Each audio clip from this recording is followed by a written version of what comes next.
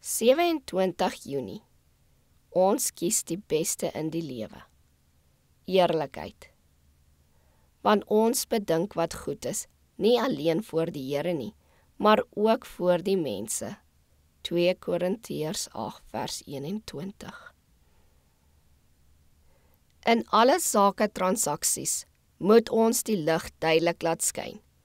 Daar moet geen bedrog wees nie. Alles moet streng eerlik gedoen word. Dis beter om in te stem om 'n paar sielings te verloor, as om met bedrog 'n paar sielings by te kry.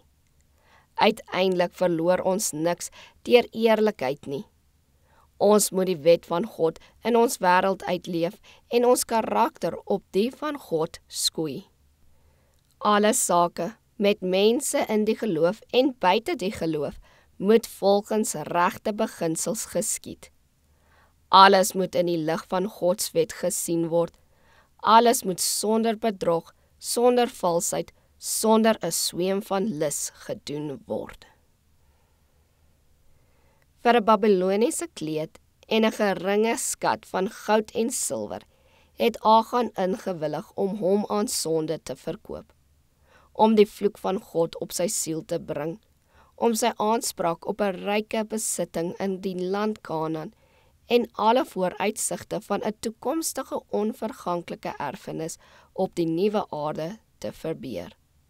'n Vreeslike prys om vir sy oneerlike wins te betaal. Handel eerlik en regverdig in hierdie teenwoordige bose wêreld. Sommige mense is eerlik as hulle weet dat eerlikheid hulle wêreldse belange nie benadeel nie.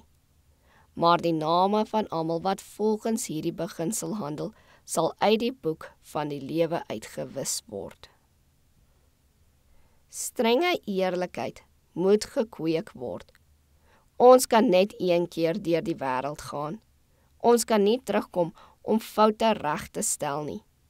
Daarom moet elke daad met die vrees van die Here en versigtige oorweging geskied.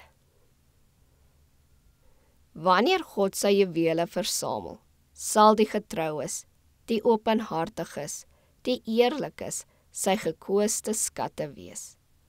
Engele maak krone vir sulke mense. Die eerlikheid van die troon van God sal deur daardie versierde krone weerkaats word.